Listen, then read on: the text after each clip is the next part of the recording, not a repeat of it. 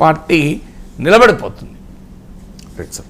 ఇక ప్రజల్లో వ్యతిరేకతను పసిగట్టలేకపోయాం. జగన్ను కలిసిన సందర్భంగా వైసీపీలో ఓడిపోయిన నాయకులు చెప్పిన మాట సార్ ఇది.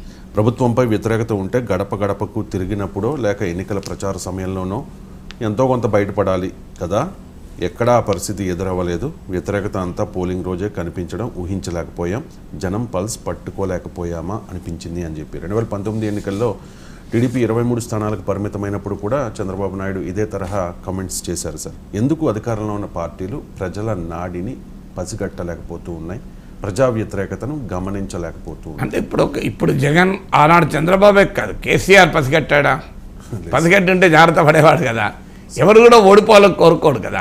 చంద్రబాబు నాయుడు పసిగట్టి ఉంటే జాగ్రత్త పడేవాడు. ఎందుకు 2019లో ఓడిపోయేవాడు? ఓడిపోయి ఇన్ని కష్టాలు పడి మళ్ళీ గెలవాల్సిన అవసరం ఏమొచ్చేది? మోడీ పసిగట్టి ఉంటే ఈ దెబ్బ తగలేదా? అంటే ఎన్నికల ఫలితాల రోజే తేలదు, ఫలితాల తర్వాత కూడా తేలే. మీరు ఎన్నికల రోజే తేలింది అన్నది నిజం కాదు. ఎన్నికల తర్వాత కూడా జగన్మోహన్ రెడ్డి 151 పైగా వస్తాయని చెప్పలేదా? షాకింగ్, దేశమే నివ్వరపోయే ఫలితం వస్తుంది అన్నాడు కదా. అంటే మెయిన్ ప్రాబ్లం ఏంటంటే రాజకీయ పార్టీలు తమ పార్టీ ఆర్గనైజేషన్ పక్కకు పెట్టి ఐప్యాక్లు పీప్యాక్ల మీద ఆధారపడితే ఇట్లాంటి రిజల్టే వస్తుంది. ఎందుకంటే పొలిటికల్ కన్సల్టెన్సీల పైన ఆధారపడి రాజకీయం చేస్తే ఎప్పుడు కూడా రిజల్ట్ ఉండదు. ఎందుకంటే పొలిటికల్ కన్సల్టెన్సీ ఇప్పుడు యూపీలో జరిగింది అదే. ఎందుకు ఓడిపోయింది బీజేపీ? అసలు బీజేపీ పార్టీ ఆర్గనైజేషన్ ఫీడ్బ్యాక్ వదిలేసి ఈ సర్వే సంస్థల ఫీడ్బ్యాక్ మీద ఆధారపడ్డది. సో అభ్యర్థుల ఎంపిక కూడా వాళ్ళే డిసైడ్ చేశారు. వైఎస్ఆర్ కాంగ్రెస్ పార్టీ అభ్యర్థుల్ని ఐప్యాకే డిసైడ్ చేస్తుంది. వైఎస్ఆర్ కాంగ్రెస్ ఏ హామీలు ఇవ్వాలన్నది ఐప్యాకే డిసైడ్ చేస్తుంది. ఎప్పుడు కూడా కన్సల్టెన్సీలు మనకు సపోర్ట్ చేయాలి, సప్లిమెంట్ చేయాలి. అంటే మనం చేస్తున్నటువంటి కృషిని, ఇప్పుడు కంప్యూటర్ నేను చేసే పనిని సమర్థవంతంగా చేయడానికి ఉపయోగపడుతుంది. కానీ నేను ఏ పని చేయాలో కంప్యూటర్ డిసైడ్ చేస్తే నేను బాగుపడతానా? సో జగన్మోహన్ రెడ్డి రీవైటలైజ్ చేయాల్సింది చేసిన తప్పేంటి అంటే ఈ పొలిటికల్ ఆర్గనైజేషన్ వదిలేశాడు. విచిత్రం ఏంటంటే ఇప్పుడు వైసీపీ నేతలు అంటున్నారు కదా మేము గమనించలేదని.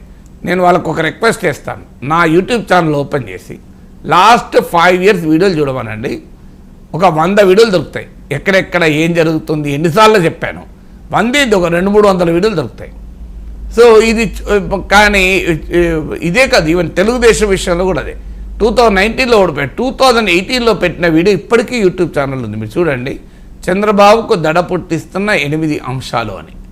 సో చంద్రబాబు దడ పుట్టిస్తున్న 8 అంశాలు అని ఆ రోజు 1 year బిఫోర్ చెప్పాను. మీరు ఆ 8ని కనుక చంద్రబాబు సరి చేసుకొని ఉంటే 2019లో ఓడిపోయే ప్రసక్తే ఉండేది కాదు. కానీ సరి చేసుకోకుండా ఏం చేశారు? వైసీపీకి అమ్ముడు పోయాడని చెప్పి నా మీద బ్లేమ్ చేశారు. అందుకే టీడీపీకి దడ పుట్టిస్తే 8 అంశాలు చెప్తున్నాడని. ఏం జరిగింది? నేను చెప్పాను, ఆగిందా అది? 2019లో ఓడిపోయారు కదా. సో ఇదే వైసీపీ వాళ్ళు గతంలో చంద్రబాబు నాయుడు పేటీఎం అని చెప్పి తిట్టారు. అంటే మీ తప్పులు ఎత్తి ఇప్పుడు టీడీపీ వాళ్ళు అంటున్నారు.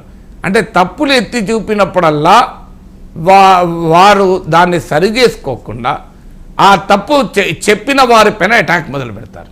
They don't take the message, they attack the medium. ఇప్పుడు టీవీలో మనకు వార్త వస్తుంది, మనకు ఒక నేర వార్త వస్తుంది, 2 మర్డర్ అయ్యారని. మన కోపం వచ్చి టీవీని పగలకొడితే ఏమైనా వస్తుందా?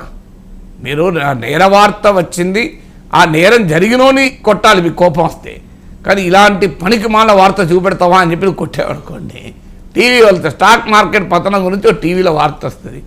నువ్వు ఏం చేయాలి? స్టాక్ మార్కెట్ జాగ్రత్త పడాలి డబ్బులు పెట్టేటప్పుడు. కానీ ఈ నా షేర్లని పడిపోవడానికి టీవీయే కారణం అని చెప్పి టీవీ ఛానల్ని టీవీని పగలగొట్టినాను, మళ్ళీ డబ్బులు పెట్టి కొనుక్కోవాల్సి వస్తుంది కొత్తగా. సో రాజకీయ పార్టీలు చేసేది ఏంటంటే ఈ మెసేజ్ సిమ్టమ్స్ వస్తూనే ఉంటాయి, రాకుంటే ఎప్పుడు ఉండవు. సిమ్టమ్స్ మీడియా ద్వారా వస్తాయి, కానీ మీడియాను తొక్కిపడేస్తారు. తమ అనుకూల బాకాలుగా మీడియాను మార్చేసుకొని తమ అనుకూల మీడియానే చూస్తుంటాడు. వాడు ఎందుకు చూపెడతాడు సిమ్టమ్స్? మాలాంటి ఇండిపెండెంట్ విశ్లేషకులు చెప్తే మమ్మల్ని బ్రాండ్లు వేసి కండవాలు వేసి మమ్మల్ని తిడుతూ ఉంటారు. ఇక మీకు ఎక్కడికి వెళ్ళి వస్తుందండి ఫీడ్బ్యాక్? ఎందుకు వస్తుంది చెప్పండి ఫీడ్బ్యాక్? సో ఫీడ్బ్యాక్ రావడానికి స్కోప్ ఎక్కడిది? సో స్కోప్ ఉండదు. ఒకవేళ పార్టీ ఆర్గనైజేషన్ నుంచి రావాలంటే వాళ్ళు చెప్పింది నాయకుడు వినడు, నాయకుడికి రుచించిందే చెప్పాలి. లేకపోతే వాడికి అసలు ఏ పదవి ఉండదు. మీకు జరగబోయేది అదే కదా, వాళ్ళని దూరం పెట్టేస్తారు మనం చెప్పామనుకోండి. సో అందువల్ల నెక్స్ట్ అనేది వాళ్ళని దగ్గరకు కూడా రానియరు. మీకు తెలుగుదేశంలో ఎంతమంది నాయకుల పేర్లు చెప్పమంటే చెప్తాను నేను. చంద్రబాబు నాయుడుకు జరుగుతున్న పొరపాటు 2019 ముందు చెప్పి పార్టీలో గుర్తింపు లేకుండా వెళ్ళిపోయిన వాళ్ళని చాలామంది పేర్లు చెప్పగలుగుతాను. జగన్మోహన్ రెడ్డి దగ్గరికి అసలు చెప్పే అవకాశం కూడా ఇచ్చారో లేదో నాకు అనుమానమే. జగన్మోహన్ రెడ్డి దగ్గరికి పోయి ఇంకో ఇది తప్పు జరుగుతోంది, మనకు వ్యతిరేకంగా ఉందని ధైర్యం చేసేటువంటి కల్చర్, పొలిటికల్ కల్చర్ ప్రాంతీయ పార్టీలు ఉంటుందా? కేసీఆర్ దగ్గరికి వెళ్ళి ఇంకో ఈ విషయంలో తప్పు జరుగుతుంది అని చెప్పే ధైర్యం కేటీఆర్ కూడా చేయగలడా? అందువల్ల మొదలు రాజకీయ నాయకులు ఆలోచించాల్సింది ఏంటంటే వాళ్ళ స్టైల్ ఆఫ్ ఫంక్షనింగ్. కౌటిల్యుడు మాట అంటాడు, కౌటిల్యుని అర్థశాస్త్ర ఒక పాలిటిక్స్ గవర్నెన్స్కి ఒక పెద్ద లెసన్ కదా. కౌటిల్య ఏమంటాడంటే ఒక రాజు తన చుట్టూ విమర్శకులను పెట్టుకున్నప్పుడే విజయవంతమవుతాడు అంటాడు. ఇవాళ నేను ఛాలెంజ్ చేస్తే ఏ రాజకీయ నాయకులైన విమర్శకుల దగ్గర రాణిస్తారా? ఎవరు రాణిస్తారు? అంతా తమకు వందిమాగదుల్ని తాము చేసేది గొప్పగా చెప్పేవాళ్ళు. ఏం చేస్తున్నారు సార్, మీ టాలెంటే టాలెంట్ సార్, మీకు ఇట్లాంటి ఆలోచనలు ఎట్లా వస్తే మాకు అర్థమే కాదు సార్, అసలు సాధారణ మానవత్తులు రాదు సార్, మీకు గెలుకనే వస్తాయి సార్ అని చెప్పేటోళ్ళు చుట్టూ ఉంటారు. వాడు ఏం చెప్తాడు? సిమ్టమ్స్ చెప్తారా? సో విమర్శకులను కనుక పక్కన పెట్టుకొని ఉండింటే, విమర్శకులు అంటే మంచి చేసినా విమర్శించేవారని చెప్పాను. ఈ మాట నేను ఒక పెద్ద నాయకునికి చెప్పాను. చెప్తే ఆయన ఏమన్నాడు తెలుసా? మీ విమర్శకులు పక్క నుండి రోజు మమ్మల్ని నిరుత్సాహపరిస్తే పనిచేయలేం కదా అన్నాడు. మేము డిస్కరేజ్ అయిపోతాం కదా అని. అయ్యా డిస్కరేజ్ కాదు, కరేజ్ ఉండాలి. నువ్వు కరేజ్ లేకపోతే డిస్కరేజ్ అవుతావు, కరేజ్ ఉంటే ఎందుకు డిస్ అవుతారు? కరేజ్ ఉన్నోడు ఎవడు డిస్కాడు. సో అందువల్ల విమర్శకులు అంటే ప్రతిపక్షం కాదు, క్రిటిక్ అడ్వర్సోరియల్ రోల్ అంటే మీడియా ద్వారా, సమాజంలో ఉన్న వివిధ అటానమస్ మైండ్స్ ద్వారా నిరంతరం ఆ ఫీడ్బ్యాక్ రావాలి. ఇప్పుడు మోడీ ప్రభుత్వం దెబ్బతింటోందని నేను గత 6 నెలలు నా వీడియోలు చూడండి, ఎన్ని వీడియోలలో చెప్పాను. రాజస్థాన్లో దెబ్బతింటున్నారు, యూపీలో దెబ్బతింటున్నారు, హర్యానాలో దెబ్బతింటున్నారు, ఈవెన్ గుజరాత్లో కూడా 1-2 సీట్లు పోవచ్చు. ఇవన్నీ ఇవాళ క్లెయిమ్ చేసుకోవడం కాదు. నాగేశ్వర్ లాంటి అర్థమైంది కదా ఇదంతా. మోడీకి ఎందుకు అర్థం కాలే? మీరు యూపీలో నేను ఊహించిన దానికన్నా ఎక్కువ దెబ్బతిన్నారు అనుకోండి. కర్ణాటకలో కూడా ఈసారి ఎంతో కొంత దెబ్బతింటారు. ఇవన్నీ చెప్పాను. రాజస్థాన్లో 10 సీట్లు పోతాయన్నారు, 11 పోయినాయి. కర్ణాటకలో 8 నుంచి 10 అన్నాను, 9 పోయినాయి. మీకు యూపీలో 15 పోతాయన్నాను, ఇంకెక్కువ పోయినాయి.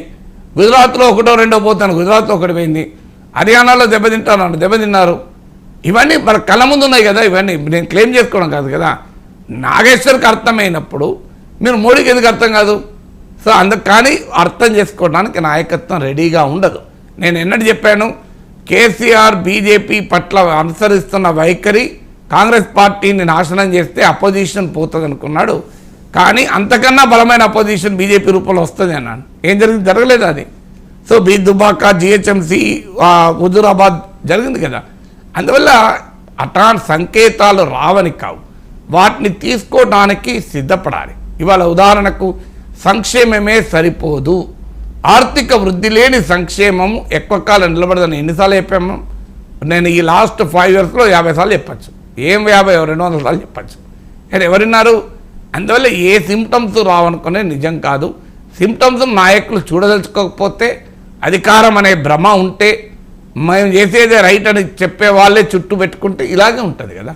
అది జగన్కైనా వర్తిస్తుంది, గతంలో చంద్రబాబుకు వర్తించింది, ఇప్పుడు మోడీకైనా వర్తిస్తుంది, కేసీఆర్కైనా వర్తిస్తుంది, ఎవరికైనా ఇది వర్తిస్తుంది.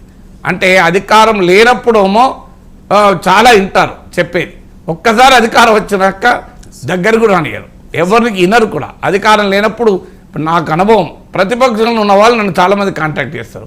ఒక్కసారి పవర్లోకి వస్తే వాళ్ళు మళ్ళీ నా జోలికి కూడా రారు వాళ్ళు. ఎందుకంటే ప్రతిపక్షంలో ఉన్నప్పుడు సలహాలు కావాలి, అధికారంలో కానీ తెలివైన వాడు ఏంటంటే అధికారం ఉన్నప్పుడు సలహాలు కావాలి. ఎందుకంటే అప్పుడే కదా అధికారం నిలబెట్టుకుంటాడు. అధికారం రావడానికి అందరి సలహాలు వింటారు.